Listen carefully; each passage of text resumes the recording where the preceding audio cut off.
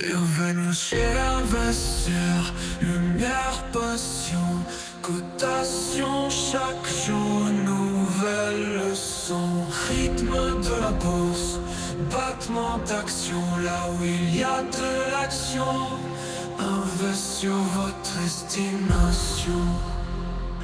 Bonjour à tous, c'était les élections européennes aujourd'hui et le Rassemblement National a explosé les compteurs, plus de 30%. C'est vrai que le gouvernement avait essayé d'enrayer, mais ça n'a pas marché.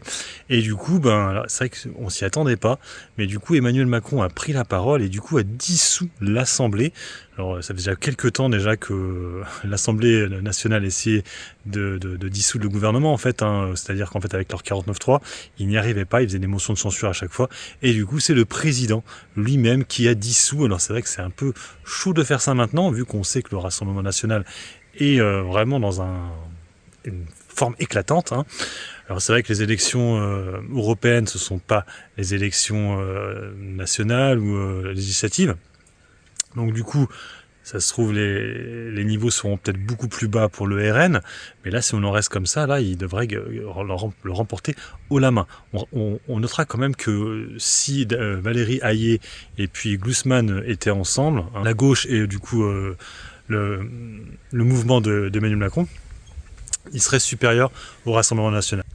Après, il faut savoir que le Rassemblement national, malheureusement, il n'y a que ça en fait. Après, l'autre truc, c'est la Reconquête de Zemmour, qui était représenté par Marion Maréchal, mais qui n'a pas fait grand-chose. Je crois qu'elle a fait 5%.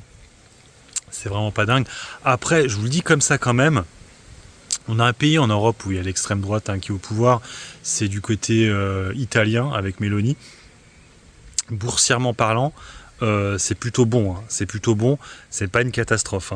Bon, de toute façon, pour l'instant, ce n'est pas le cas. Donc là, les prochains votes seront fin juin, donc c'est très proche, ce sera même juste avant les Jeux Olympiques. C'est fou qu'ils veulent faire ça comme ça. Donc on verra bien.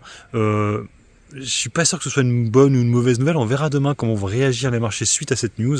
Mais c'est vrai que ça reste compliqué de savoir comment ça va finir. Parce que déjà, ça avait été un peu sanction le vote aux dernières législatives. Et là, ça pourrait être encore pire. Donc attention.